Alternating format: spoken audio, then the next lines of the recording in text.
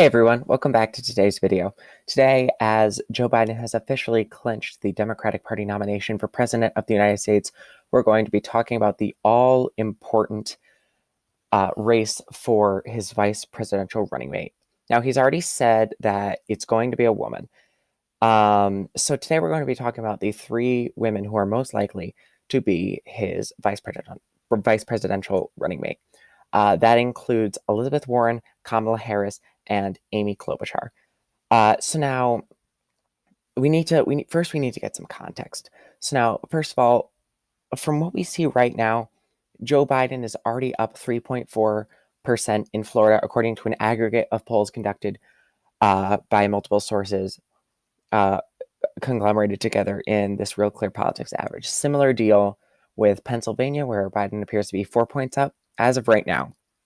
Wisconsin, where Biden's, again, just like in Florida, 3.4% up. North Carolina, where as of right now, Biden is considered up by 0.8%. In my model that I did 2 days ago, I did, however, predict that more than likely North Carolina will go to Donald Trump as the election progresses.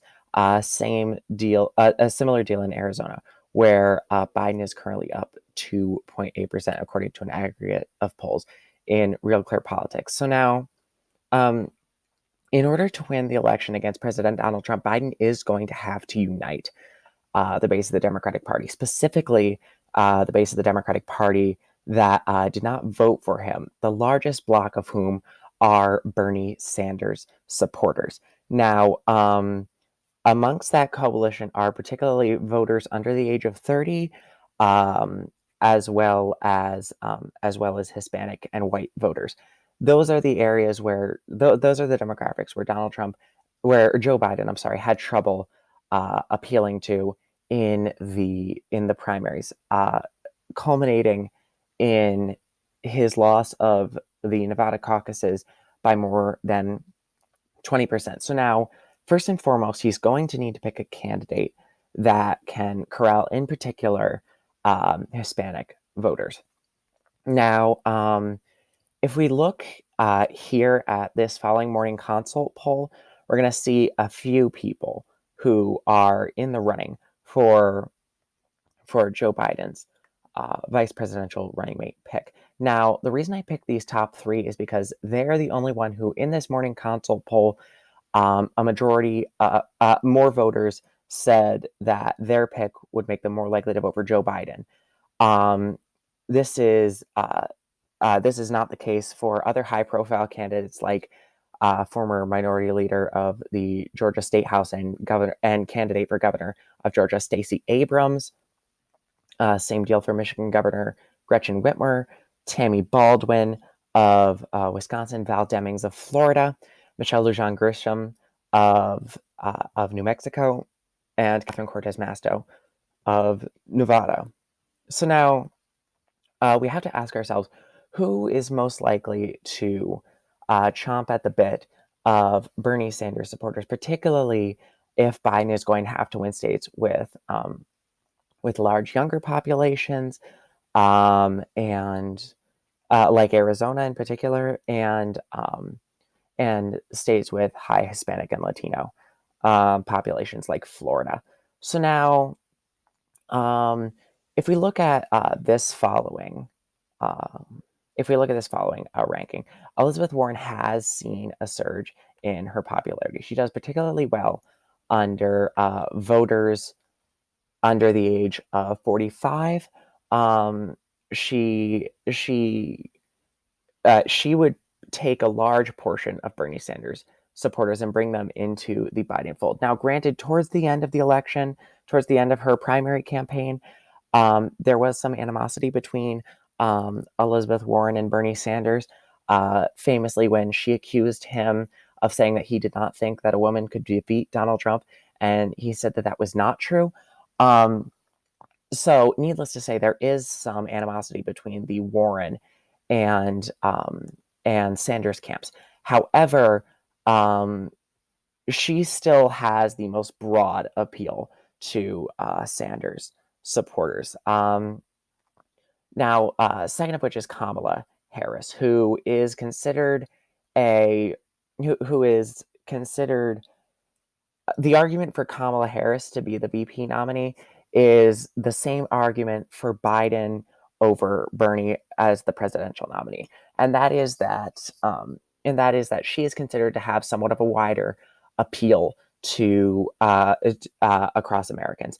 Now, Kamala Harris, amongst the Democratic candidates, Kamala Harris vis-a-vis Donald Trump was polling the highest against Donald Trump. So there is something to be said that Kamala Harris does have more broad appeal than someone like Elizabeth Warren as Joe Biden's running mate. However, if we look here at this morning consult poll, she does not do nearly as much for Biden amongst Hispanic voters. Here you can see down here, amongst Hispanic voters, 13%, a net 13% of Hispanic voters said that they would be more likely to vote for Joe Biden if he picked Kamala Harris, compared to 28% for Elizabeth Warren. And this is, again, really important for Joe Biden, particularly as he attempts to make a play for Florida, which has a very high Hispanic and Latino population.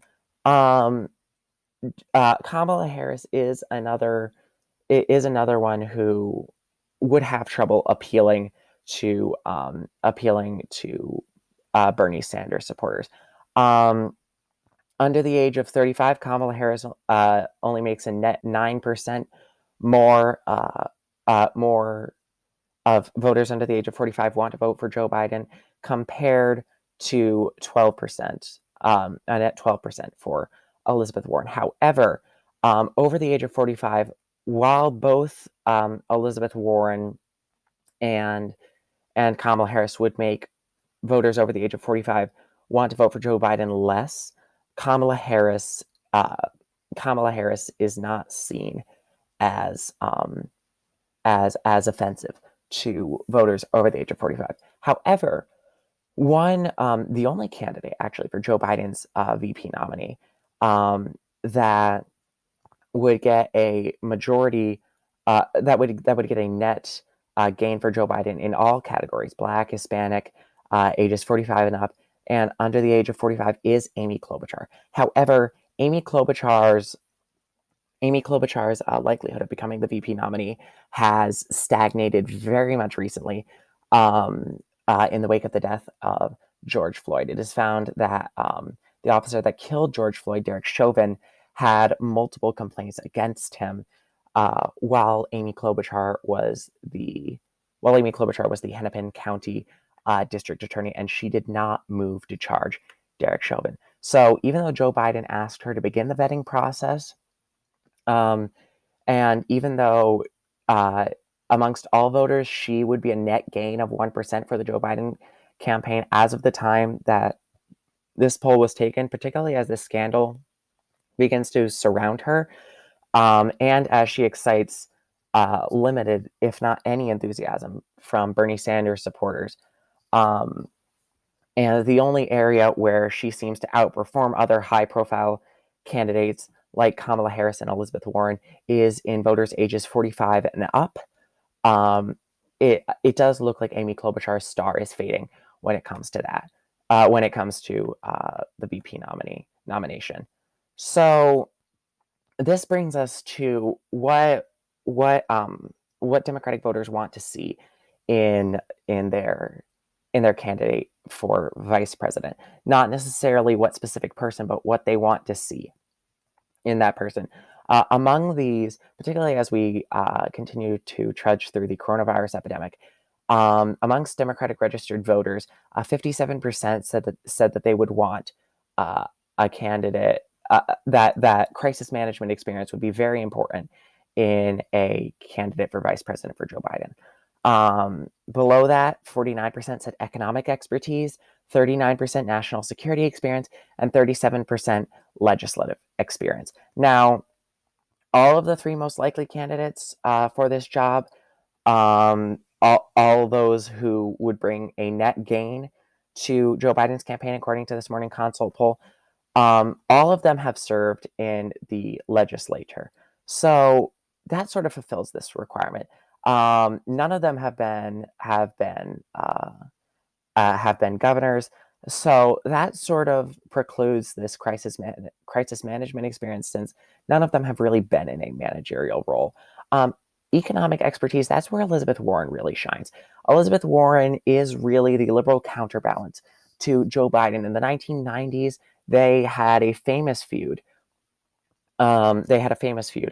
Over credit card companies. Elizabeth Warren claimed that they were engaging in predatory practices against Americans, whereas Joe Biden claimed that the issue uh, was exaggerated as far as the actions of credit card companies in relation to predatory lending and such. So Elizabeth Warren, in that way, is really the liberal counterbalance to that. The Consumer Financial Protection Bureau is the brainchild of Elizabeth Warren. She really fulfills this requirement for a lot of Democrats, and particularly as the Democratic Party continues to shift left, continues to shift a little bit more in the populist direction, as issues like a public option and even Medicare for all become a little bit more orthodox for a Democrat to take. This is going to be what makes or breaks Elizabeth Warren. This is going to make her a lot more likely to be Biden's campaign for vice president if she can focus attention to it. Now, if we look amongst people who Biden should consider for vice president, Warren is far and away Democrats' go-to choice for this position. 71% say they'd want Elizabeth Warren, 59% for Kamala Harris, 50% for Stacey Abrams. Now, I was considering talking a little bit more about Stacey Abrams. However, as you can see, Stacey Abrams, according to this Morning Consult poll, would excite uh, limited excitement from Hispanic voters that Joe Biden really needs to pick up. Um, she and overall, she, according to this poll, would bring a net loss to the ticket. And so for that reason, I decided not to bring in Stacey Abrams. However, 50% of registered Democrats say that Stacey Abrams should be picked. 49% Amy Klobuchar, 30% Tammy Duckworth, the senator from Illinois, 29% for former Ambassador Susan Rice, and 29% for Michigan Governor Gretchen Whitmer. Now, as far as who Biden should pick for VP, again, Elizabeth Warren far and away ahead of the pack with 36% of registered Democrats. Bringing up second place is Kamala Harris with 19%, Stacey Abrams with 14%, and again, right below her, Amy Klobuchar with 13%. As you can see here, Warren is the top pick among white Democrats and liberals by large margins. Warren is among the top picks for black Democrats too, but they are more evenly split between Warren, Abrams, and Harris. Warren is also among the top with moderate Democrats, for whom the three picks are Warren, Klobuchar, and Harris. Warren is, in essence, the olive branch to Bernie Sanders supporters. While there was some animosity between the two camps towards the end, she is the candidate with the most consistent support amongst demographic groups of Democratic registered voters, according to the CBS News poll. Amongst those whom Biden should consider for VP, both white and black Democratic registered voters said at the same rate of 72% that they should consider Elizabeth Warren, compared to 62% of white voters for Harris and 60% of black voters for Harris, 54% of white voters for Klobuchar, and 44% of black voters for Klobuchar.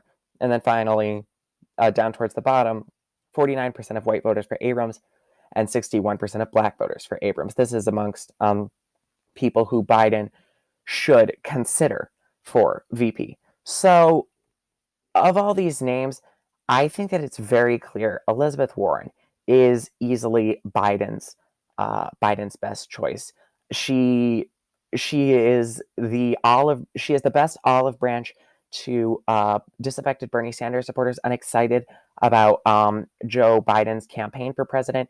She has very consistent support amongst racial demographics, particularly in Michigan and Wisconsin, two states that the Democrats have to win in order to win this election. She brings in the most voters compared to Amy Klobuchar, who would only bring a net gain of 1% from according to this Morning Consult poll, and Kamala Harris, who would only bring in a net gain of 1%. According to this Morning Consult poll, and by far, she is the favorite choice for vice president amongst Hispanic Democrats. And so, for that reason, it's no wonder why Elizabeth Warren is at the top of the list for Biden's VP in this Slate article.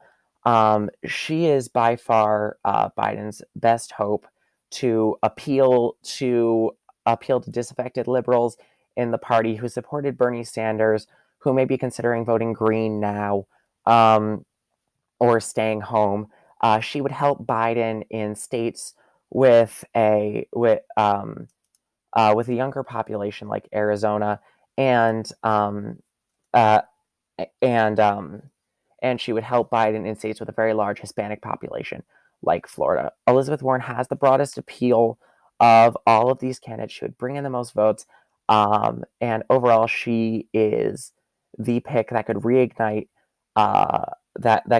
excitement for the Democratic ticket around Joe Biden. So thank you guys so much for watching this video. I really hope that you liked it. If you'd like to discuss who would be Biden's best VP pick, please feel free to comment down below, leave a like, subscribe. Let me know what I can do better, what you guys want to hear from me, what you want to hear me talk about, and analyze as we continue to get closer to the 2020 election. And I will see you guys all in the next video. Thank you so much. Leave a like, subscribe, and I will see you all later.